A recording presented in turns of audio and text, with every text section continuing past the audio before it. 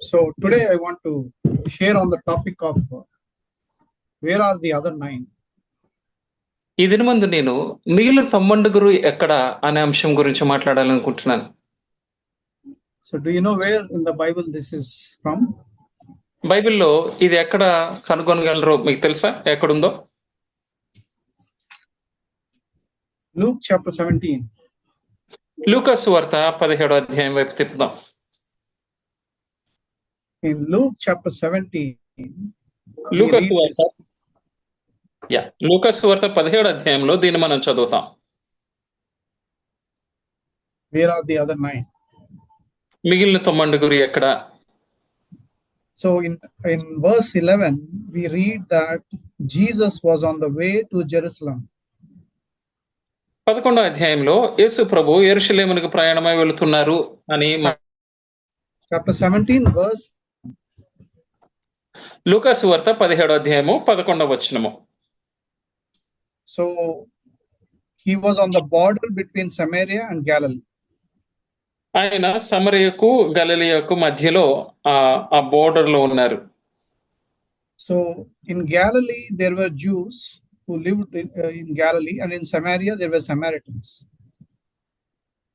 గలిలయలో యూదులు ఉన్నారు, సమరయులు ఉన్నారు. So he was on the border between those two places. ఆ రెండు ప్రదేశములకు మధ్యలో ఆయన ఆ బోర్డర్ లో నడుస్తున్నారు. So he entered a village, and as he was about to enter, there were 10 leprous men who stood at a distance. ఆయన ఒక గ్రామంలోనికి వెళ్ళుచుండగా 10 మంది కుష్ఠరోగులు ఆయనకి ఎదురుగా వచ్చి దూరంగా నిలిచి ఉన్నారు.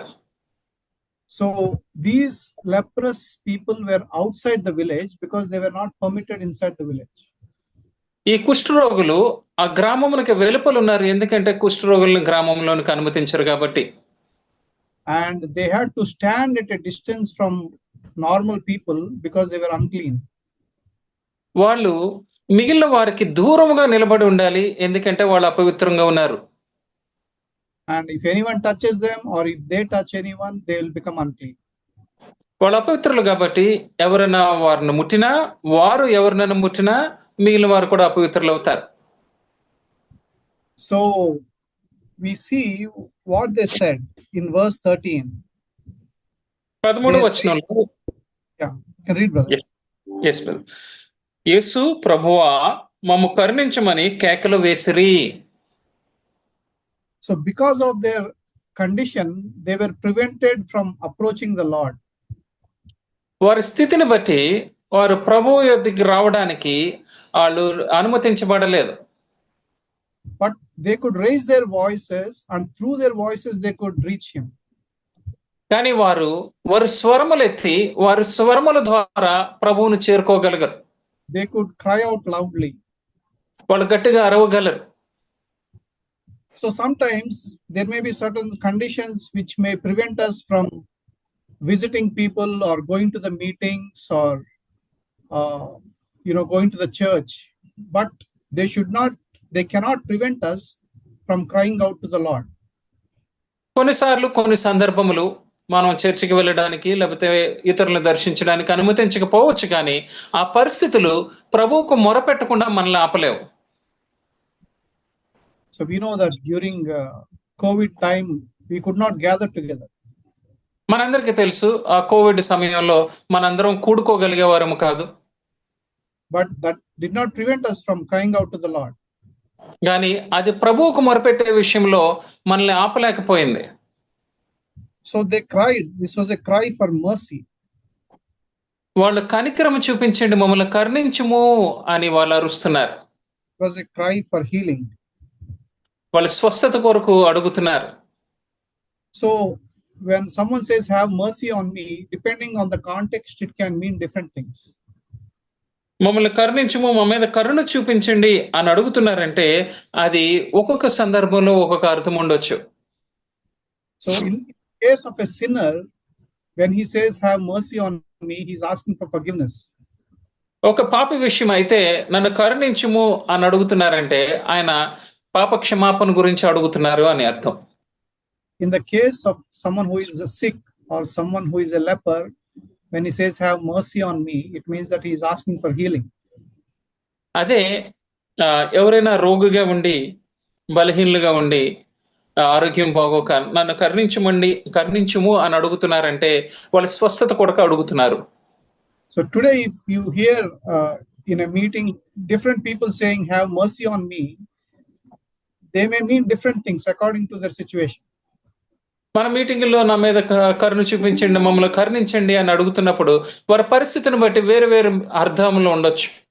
So one person may be asking for forgiveness, other person may be asking for healing. ఒక వ్యక్తి పాప క్షమాపణ నిమిత్తం అడగొచ్చు, మరొకరు స్వస్థత కొరకు అడగొచ్చు. We don't know that, but God who sees the heart, he knows the exact reason they are asking for mercy. కానీ మనకు దాని అర్థం తెలియకపోవచ్చు, కానీ హృదయములను పరిశీలించే దేవునికి ఎందుకు కరుణించమని అడుగుతున్నారో అని స్పష్టంగా తెలుస్తుంది. And accordingly he will answer. దాని ప్రకారంగా ఆయన జవాబులు ఇస్తారు.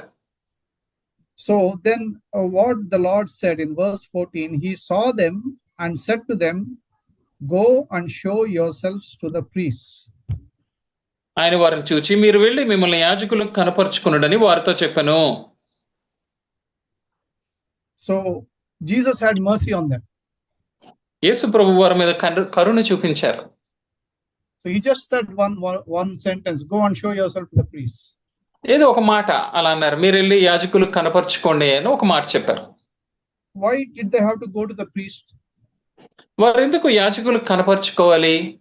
Because according to the Old Testament law, a leper, if he wants to be pronounced as clean, he should first go to the priest. ఎందుకంటే పాత నిబంధన ప్రకారము ఒక కుష్ఠరోగి తను శుద్ధుడయ్యాడు అని చెప్పుకోవాలంటే మొదట వెళ్ళి తన యాజకుని కనపరుచుకోవాలి. And the priest would certify that this person is clean. అప్పుడు ఆ యాజకుడు ఇతను పవిత్రుడయ్యాడు అని ఆయన డిక్లేర్ చేస్తారు. So only the priest could do that, no one else could do that. ఆయన పవిత్రుడయ్యాడని చెప్పగలిగేది కేవలం యాజకుడు మాత్రమే, ఇంకా వేరే ఎవరు అలా చెప్పలేరు. And then this leper could return to society. He could go back to his family, to his friends. He could go back. అప్పుడు ఆ కుష్ఠరోగి మరలా సమాజంలోకి రావచ్చు, వారి కుటుంబం దగ్గరకు, వారి స్నేహితుల దగ్గరకు వెళ్ళవచ్చు. See, even though Jesus was the Son of God, he did not take someone else's responsibility and say you are clean. యేసు ప్రభు దేవుని కుమారుడైనా గానీ వేరొకరు బాధ్యత తన మీదకి తీసుకుని నువ్వు శుద్ధుడు అయ్యావు అని యేసు ప్రభు చెప్పలేదు. That means he restricted himself and he did not try to encroach upon someone else's ministry. ఆయన వేరొకరు పరిచర్యలోనికి వెళ్ళడానికి ఆయన ఇష్టపడక ఆయన తను నియంత్రించుకున్నారు. So his ministry was to have mercy. ఆయన పరిచర్య ఏంటంటే కరుణ చూపించడం. And the priest's ministry was to look at, examine the leper and say that he is clean or unclean. ఆ యాజకుని పరిచర్య అంటే తను పరిశీలించి ఆయన పవిత్రుడా అపవిత్రుడా అని చెప్పడం. So Jesus did his part. యేసు ప్రభు తన భాగాన్ని చేశారు. And then he said, go and show yourself. And as they were going, they were cleansed. అలాగే వెళ్ళి యాజకుని కనపరుచుకోమని చెప్పారు. అలాగ వారు వెళ్ళుచుండగా వారు శుద్ధులైరి. So whether it is cleansing or healing or forgiveness or deliverance, it will come to us when we obey the Lord without asking any questions.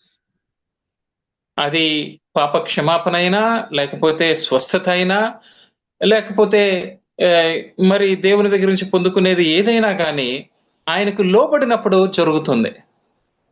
So we don't have to use our mind and wonder how this will help me. మనం మన యొక్క ఆలోచన ఉపయోగించి ఇది నాకు ఎలా సహాయం చేస్తుంది, ఇలా చేయమని చెప్తున్నారు ఏంటి అని మన బుర్ర ఉపయోగించకూడదు. So these lepers did not think, how if I go to the priest, how will I get automatically cleansed? వీళ్ళు ఇక్కడ ఈ కుష్ఠరోగులు నేనేంటి ఇప్పుడు వెళ్ళి యాజకుని కనబరుచుకుంటే ఎలాగ శుద్ధుడిని అయిపోతాను అనేం ఆలోచించలేదు వాళ్ళు. They just obeyed the Lord, and as they were going, they were cleansed. వారు ప్రభువుకి అలాగ లోబడ్డారు, అలాగ వారు వెలుచుండగా శుద్ధులయ్యారు. So we read here that there were 10 of them, 10 lepers. ఇక్కడ మనం దాన్ని చదువుతున్నాం, వారు 10 మంది అని మనం చదువుతున్నాం. So in verse 15, one of them, when he had been healed, turned back, glorifying God with a loud voice. 15వ వచనంలో మనం చూస్తాం, వారిలో ఒకడు తనకు స్వస్థత కలుగుట చూచి గొప్ప శబ్దముతో దేవుని మహింపరచుచు. And in verse 16, the last part, it says he was a Samaritan. 16వ వచనం ఆఖరి భాగంలో ఏముందంటే వాడు సమరయుడు. So that means the remaining were Jews. అంటే మిగిలిన వారందరూ యూదులే. See, the Jews and the Samaritan did not have any dealings with each other. యూదులకి సమరయులకి ఏ సాంగత్యము ఉండేది కాదు. We read about that in John's Gospel chapter 4, that Jews and Samaritans did not have any dealings with each other. యోహాను సువార్త 4వ అధ్యాయంలో దాన్ని మనం చదువుతాం, యూదులకి సమరయులకి ఏ సాంగత్యము ఉండదు. So they never mingled with each other. వారు ఒకరితో ఒకరు కలవరు.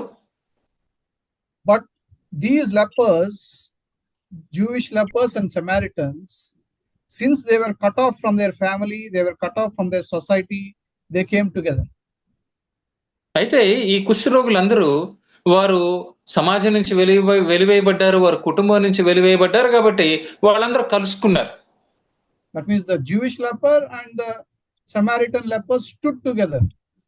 అంటే దాని అర్థం ఏంటంటే యూదుడైన కుష్ఠరోగి సమరయుడైన కుష్ఠరోగి ఇద్దరు కలిసి ఉన్నారు. So that shows that when two people have the same need and they were cut off from others, they will come together irrespective of what society or what community they belong to. దాని అర్థం ఏంటంటే ఇద్దరికి వేరు వేరు మనుషులకి ఒకే అవసరత ఉన్నప్పుడు వాళ్ళు కలుసుకుంటారు. వాళ్ళు సమాజం వారిని దూరంగా చేసినా గానీ వాళ్ళు కలుసుకుంటారు. Even though naturally they would not mingle with each other, because of their need they'll come together. సహజంగా అయితే వారు కలవరు, కానీ వారి అవసరతను బట్టి వారు కలుస్తారు. So that is what happened here. అదే ఇక్కడ జరిగింది. See, the leprous Jews and the leprous Samaritan, both of them needed mercy. యూదుడైన కుష్ఠరోగికి సమరయుడైన కుష్ఠరోగికి ఇద్దరికి కరుణ అవసరమైంది. So they all cried out to the Lord. అందుకని వాళ్ళందరూ కూడా ప్రభువుకి కేకలు వేశారు. But one leprous Samaritan, he turned back after he was healed. కానీ ఒక కుష్ఠరోగి సమరయుడైన కుష్ఠరోగి స్వస్థత పొందిన తర్వాత తాను వెనక్కి తిరిగి వచ్చాడు. So, and what he did, he glorified God with a loud voice, it says. వెనక్కి తిరిగి వచ్చి ఏం చేశాడంటే గొప్ప స్వరముతో దేవునికి కృతజ్ఞతాస్తుతులు చెల్లించాడు అని మనం చదువుతున్నాం. So let's think about what this man did. ఈ మనిషి ఏం చేశాడు అనే దాని గురించి మనం ఆలోచిద్దాం. See, when he needed mercy, he raised his voice and said, I need mercy, have mercy on me. తనకి కరుణ అవసరమైనప్పుడు తన స్వరమునెత్తి ప్రభువా నన్ను కరుణించు అని కేకలు వేశాడు. And when he got healed, he again raised his voice and glorified God. తిరిగి తన స్వస్థత పొందుకున్న తర్వాత కూడా తన స్వరమునెత్తి దేవుణ్ణి మహింపరిచాడు. In both cases, he raised his voice.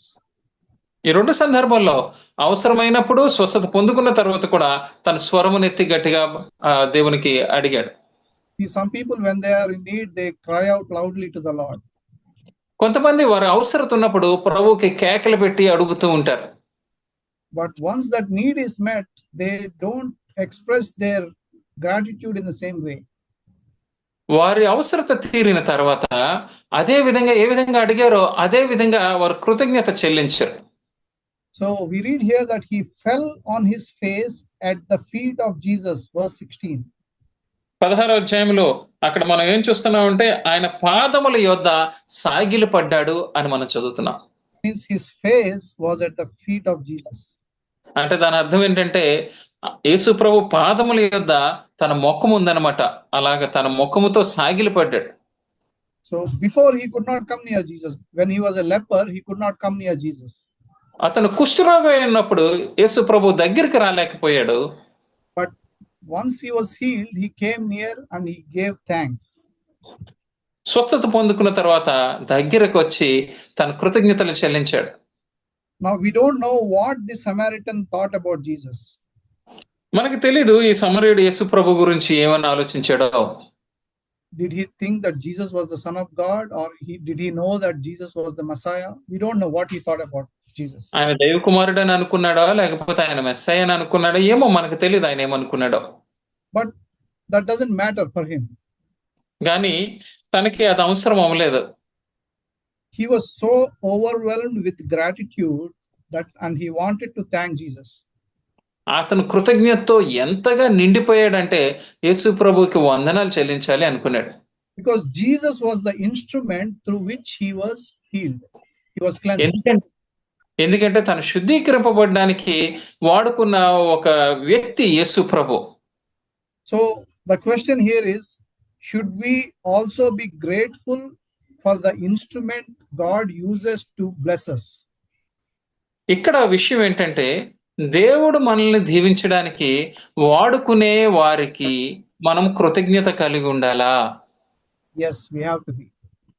అవును, మనం కలిగి ఉండాలి.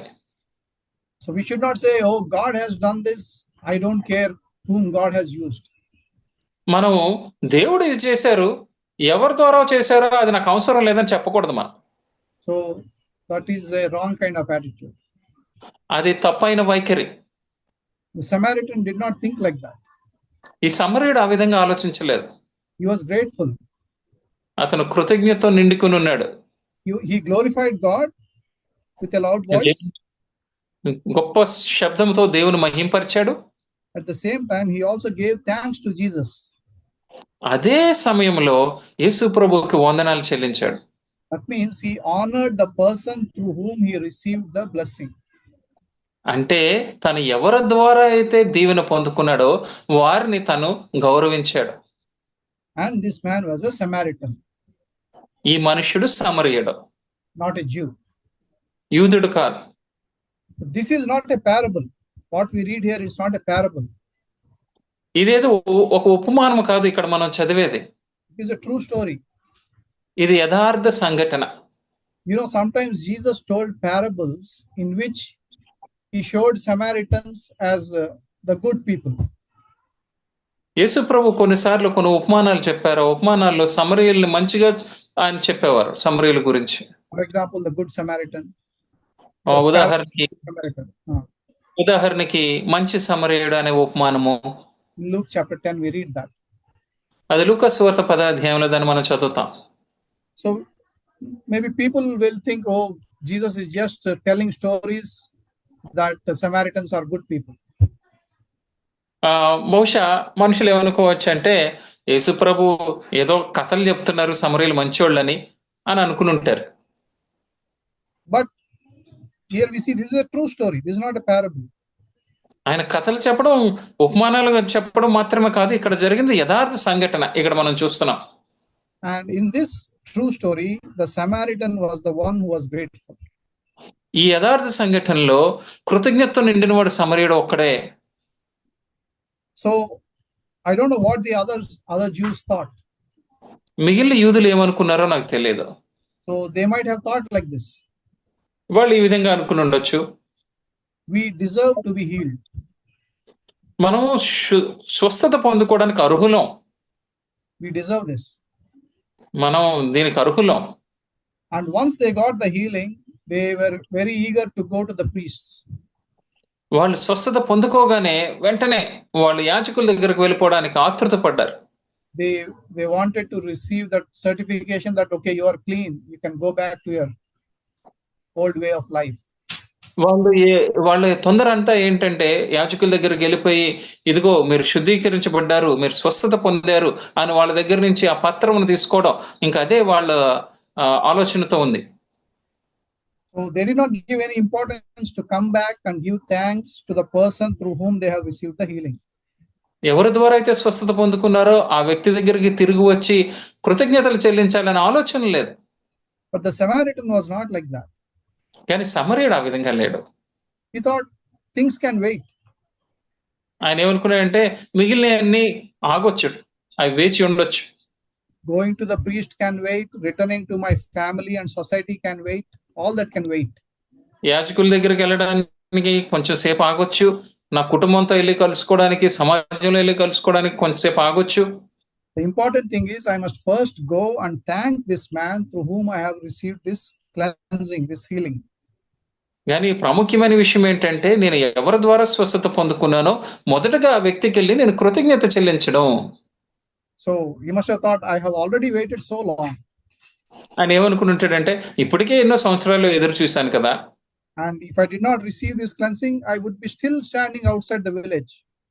ఈ యొక్క స్వస్థత కనుక నేను పొందుకోకపోతే ఇంకా నేను ఆ గ్రామం వెలుపట నిలిచి ఉండాలి. And I still would not be able to go and meet my family or friends. ఇంకా నేను స్వస్థత పొందుకోకపోతే కుటుంబం దగ్గరికి వెళ్ళలేను, నా స్నేహితులను కలవలేను. So I waited all this time. I can wait a little bit more longer. ఇంతకాలం నేను వేచి ఉన్నాను, ఇంకొంచెం కాలం వేచి ఉండగలను నేను. So first I will go and give thanks. మొదటగా నేను వెళ్ళి కృతజ్ఞతలు చెల్లిస్తాను. That is how the Samaritan thought. ఆ విధంగా సమరయుడు అనుకున్నాడు. He did not think that he deserved to be cleansed. ఆయన నేను స్వస్థత పొందుకోవడానికి అర్హుడని అన్న ఆలోచన లేదు. And he was deeply grateful that he had been cleansed. ఆయన స్వస్థత పొందుకున్నందుకు ఎంతో కృతజ్ఞత కలిగిన వాడి కింద ఉన్నాడు. So Jesus once said, in the time of Elisha, only Naaman the Syrian came to him and was cleansed from leprosy. Elisha కాలంలో ఇక్కడ యేసుప్రభు ఏం చెప్పారంటే, నయమాన్ అనే కుష్ఠ రోగి తప్ప ఇంకా ఎవరు స్వస్థత పొందలేదు అని. He said there were many lepers in Israel. ఇశ్రాయేలు దేశంలో ఎంతో మంది కుష్ఠ రోగులు ఉన్నప్పటికీ, but one who was not from Israel, the Syrian, got cleansed. కానీ ఇశ్రాయేలుడు కానివాడైన సిరియనుడైన ఆ వ్యక్తిని, నయమాన్ని దేవుడు స్వస్థపరిచారు. We read that in Luke 4:27. You don't have to turn there, but Luke 4:27. అది మీరు తిప్పక్కర్లేదు, లూకా సువార్త 4:27లో మీరు దాన్ని చూడగలరు.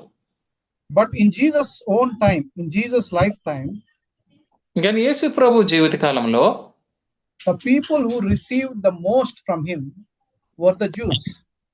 ఆయన దగ్గర నుంచి ఎక్కువగా పొందుకున్న వారు ఎవరంటే యూదులే.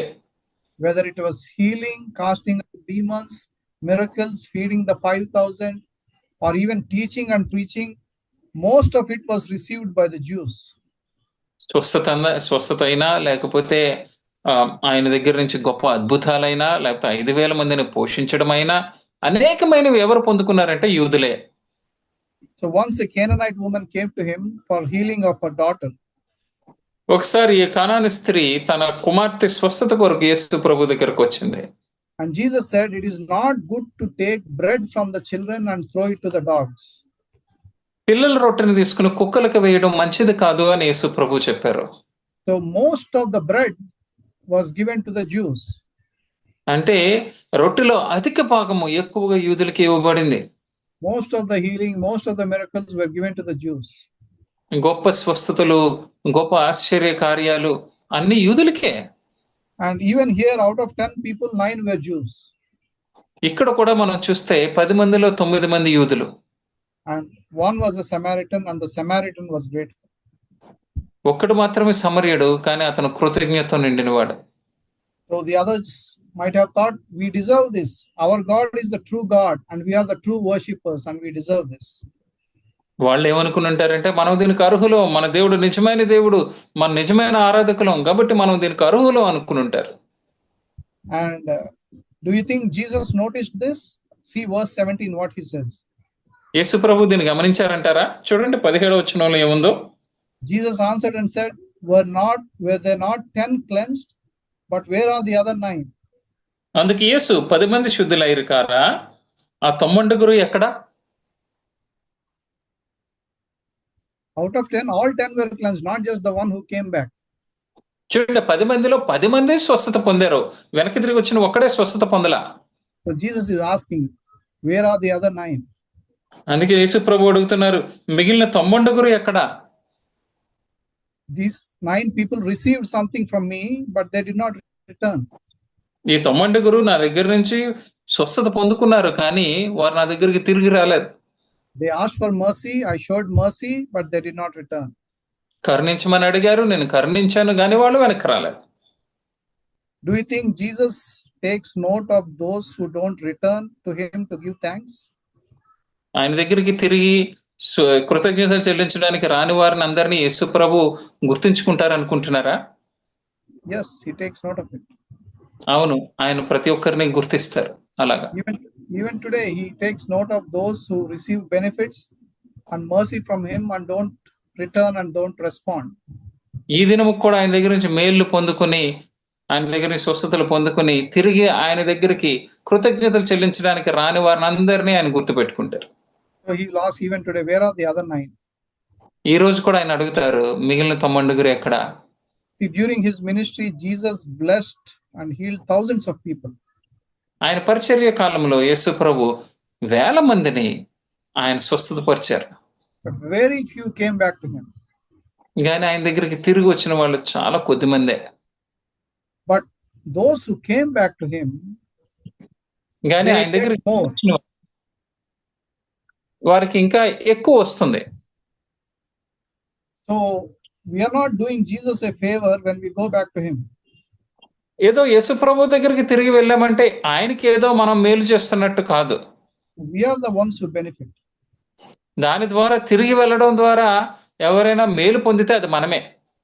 See, Jesus did not wait for people to confess that he was the Son of God before helping them.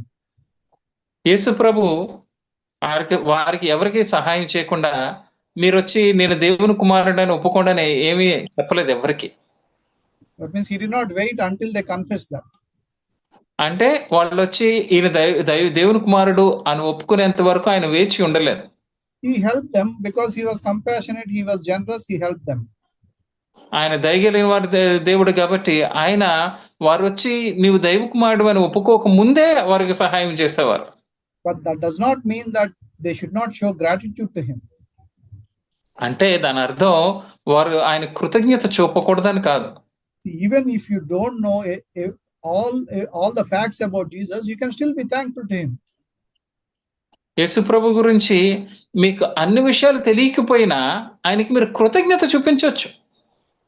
So in verse 18 he says, was no one found who returned to give glory to God except this foreigner. ఈ అన్యుడు తప్ప దేవుని మహింపరచుటకు తిరిగి వచ్చిన వాడు అగపడలేదా? Look at that expression, was no one found. ఈ అన్యుడు తప్ప ఇంకా వేరే ఎవరు కనపడలేదా?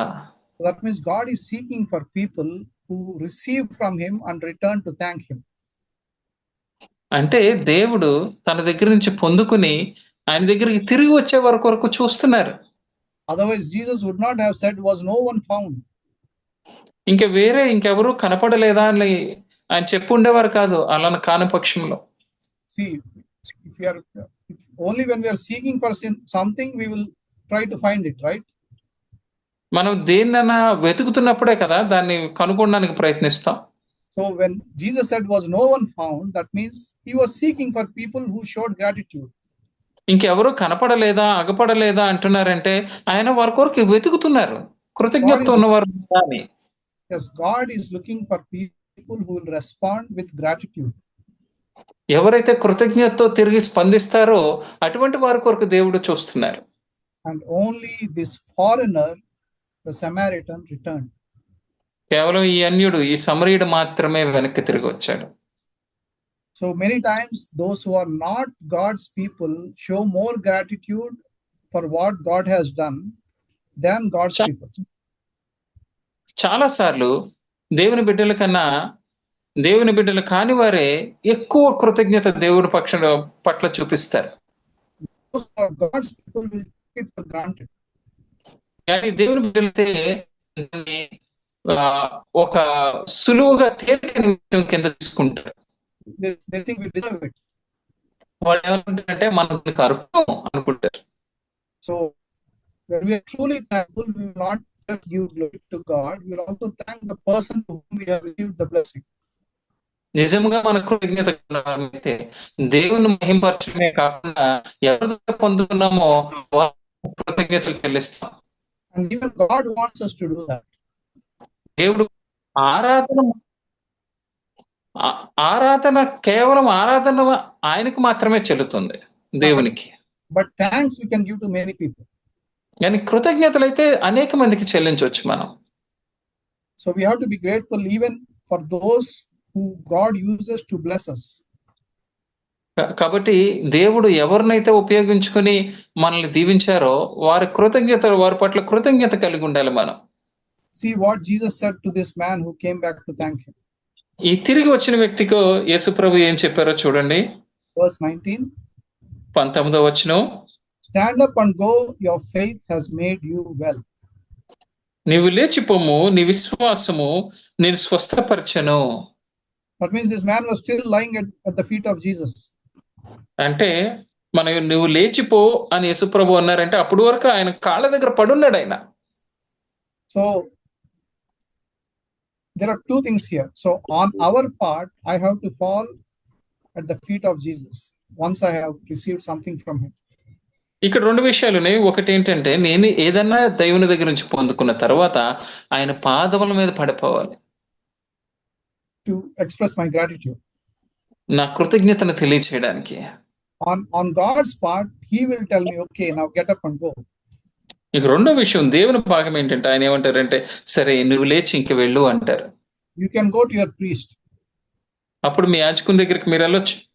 And you go to wherever you need to go and you get the confirmation that you are cleansed. నువ్వు ఎక్కడెక్కడికి వెళ్ళాలో అక్కడికి వెళ్ళి నువ్వు శుద్ధీకరింపబడ్డావు అనే ఆ రుజువు తెచ్చుకో. Now you can go back to your family and go back to your life.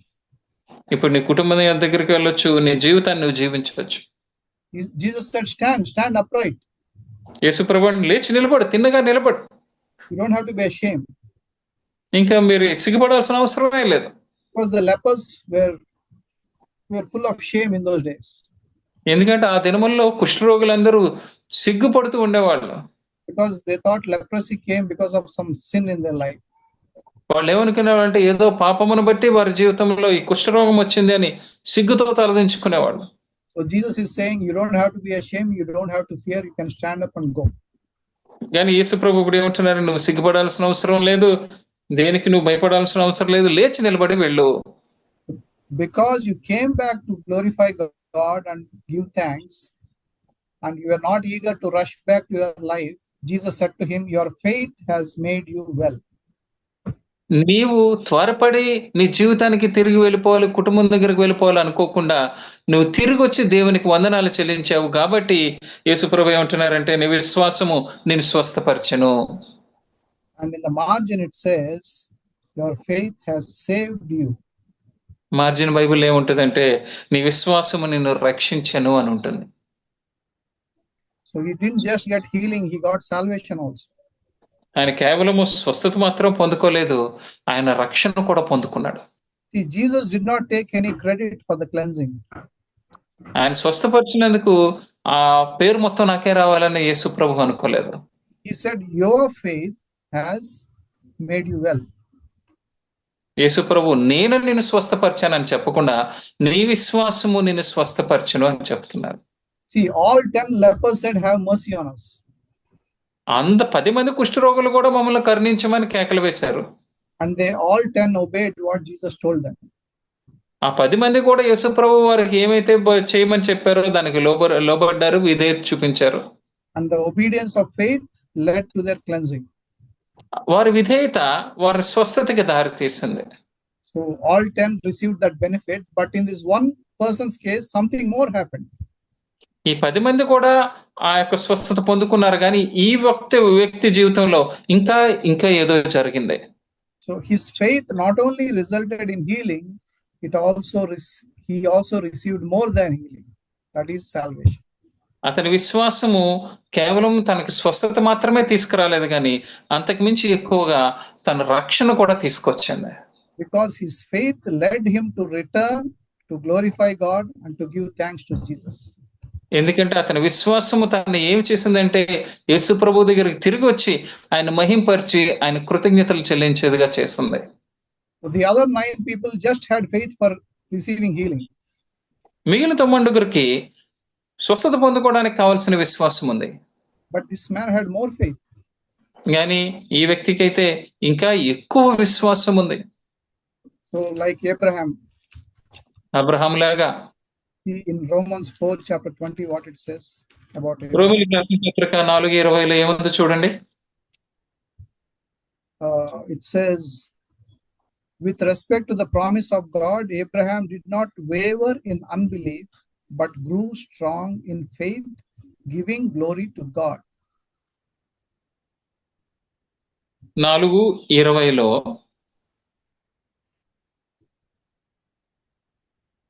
ఏలైనగా 4:20 brother. 4:20 brother. In Telugu, maybe it may be in the previous verse or the next verse. Yeah, 1 minute brother. అవిశ్వాసం వల్ల దేవుని వాగ్దానమును సందేహింపక దేవుని మహింపరిచి ఆయన వాగ్దానం చేసిన దాన్ని నెరవేర్చుటకు సమర్థుడని రూఢిగా విశ్వసించి విశ్వాసం వల్ల బలమునొందెను. 21లో ఉంది. 20:21. It says giving glory to God, right? Yes brother, it's దేవుని మహింపరిచి. So he grew strong in faith and he gave glory to God. ఆయన విశ్వాసములో బలముగా ఆయన ఎదిగి దేవుని మహింపరిచాడు. The same thing this Samaritan leper who was cleansed also did. అదే విషయం ఇక సమరీయుడైన ఈ యొక్క కుష్ఠరోగి కూడా చేశాడు. So he had faith for healing. అతను స్వస్థత పొందుకోవడానికి విశ్వాసం కలిగి ఉన్నాడు. But he had more faith. He decided to go back and glorify God and give thanks. కానీ వెనక్కి తిరిగి వెళ్ళి దేవుణ్ణి మహింపరిచి ఆయన కృతజ్ఞతలు చెల్లించాలని ఇంకా అధికమైన విశ్వాసం కలిగి ఉన్నాడు. And because of that excess faith, he got salvation also. తనకున్న అధికమైన విశ్వాసమును బట్టి అతను రక్షణ కూడా పొందుకున్నాడు. So this faith did not just heal him, it also saved him. ఈ యొక్క విశ్వాసము తను కేవలం స్వస్థత మాత్రమే పరచలేదు కానీ అతని రక్షణ కూడా ఇచ్చింది. Healing faith became saving faith. స్వస్థపరిచే విశ్వాసము, రక్షించే విశ్వాసము. So this man who was cleansed from leprosy is also cleansed from sin. అంటే ఈ యొక్క కుష్ఠరోగం నుంచి స్వస్థత పొందిన ఈ వ్యక్తి తన పాపముల నుంచి కూడా రక్షింపబడ్డాడు. First healing and then forgiveness. మొదట స్వస్థత, తర్వాత పాపక్షమాపణ. Which do you think is a greater blessing? ఈ రెండిట్లో ఎక్కువైన దీవెన ఏంటో చెప్పండి. Is it healing or forgiveness? అది స్వస్థత, పాపక్షమాపణ. We all know it is forgiveness. మనందరికీ తెలుసు అది పాపక్షమాపణని. So this man got the greater blessing because he gave thanks for the lesser blessing. ఈ వ్యక్తి అధికమైన దీవెన పొందుకున్నాడు ఎందుకంటే తను పొందుకున్న ఆ తక్కువైన దీవెన బట్టి ఆయన కృతజ్ఞత కలిగి ఉన్నాడు కాబట్టి. So greater blessings are available for those who give thanks for lesser blessings. చూడండి, చిన్న వాటికి కృతజ్ఞతలు తెలిపే వారికి గొప్ప పెద్ద దీవెనలు ఉంటాయి. So even for the small things we receive from God, we have to be thankful. దేవుని దగ్గర నుంచి పొందుకునే చిన్న చిన్న వాటిని బట్టి కూడా దేవునికి మనం కృతజ్ఞత తెలిపే వారి కింద ఉండాలి. But don't despise the small blessings. ఇది చిన్న చిన్న దీవెనలే కదా అని వాటిని మీరు తిరస్కారంగా చూడకండి. Don't say everyone has it. What is so great about this? Don't say like that. అందరికీ ఉంది, ఏంటి ఇది ఉన్న గొప్ప విషయం అని చెప్పకండి. Be thankful. ప్రతిదానికి కృతజ్ఞత కలిగి ఉండండి. Be thankful for your health. మీ ఆరోగ్యం బట్టి కృతజ్ఞత కలిగి ఉండండి.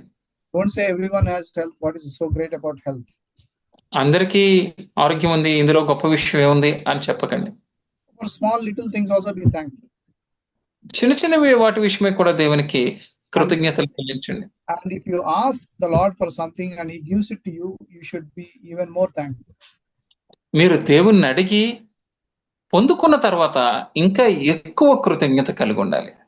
And if you show gratitude, you will get even more. మీరు కృతజ్ఞత చూపిస్తే ఇంకా ఎక్కువగా పొందుకుంటారు. So today the Lord's question is, where are the other 9? కానీ దీని ముందు దేవుడు అడుగుతున్న ప్రశ్న ఏంటంటే ఆ 9 ఎక్కడ? I don't want to be among these 9 people. నేను ఈ 9 మందిలో ఉండాలనుకోవట్లేదు. I want to be like this one Samaritan. నేను ఈ ఒక్కడై ఉన్న ఈ సమరయుడిలాగా ఉండాలనుకుంటున్నాను. Like this foreigner. Jesus called him a foreigner. అన్యుడు A అన్యుడు stranger, అంటే అన్యుడు అంటే తెలియనివాడు, పరిచయం లేనివాడు. అలాంటి someone, వాడు నేను ఉండాలనుకుంటున్నాను. someone who is despised by the Jews. ఎవరు ఈ యొక్క అన్యుడిని యూదులు తిరస్కారంగా చూసేవాళ్ళు. It's okay, even if people despise me, I want to be like the one who gives thanks. మనుషులు నన్ను తిరస్కారంగా చూసినా కానీ నేను దేవుని కృతజ్ఞతలు తెలిపేవాడి కింద ఉంటాను. I don't want to be among the other 9. ఆ మిగిలిన 9 లాగా నేను ఉండను. Jesus should not think about me and say, where is he? Where is this person? Where is Paul who received this blessing from me? యేసు ప్రభు నన్ను చూసి ఎక్కడున్నాడు ఈ వ్యక్తి, పాల్ ఎక్కడున్నాడు, నా దగ్గర నుంచి ఈ దీవెన పొందుకున్నాడు, ఎక్కడున్నాడు అని యేసు ప్రభు చెప్పకూడదు. None of us should be in that category of these 9 people. మనలో ఎవరము కూడా ఈ 9 మందిలో ఉన్న వారి వలె ఉండకూడదు. So may the Lord help us to be grateful for even the smallest things we receive from him. దేవుని దగ్గర నుంచి పొందుకున్న చిన్న వాటి ఎడల కూడా కృతజ్ఞత కలిగి ఉండే విధంగా దేవుడు మనకు సహాయం చేయను గాక. Then we will experience greater blessings. అప్పుడు మనం గొప్ప వాటిని మన అనుభవపూర్వకంగా తెలుసుకోగలం. May the Lord help us. దేవుడు మనకు సహాయం చేయను గాక.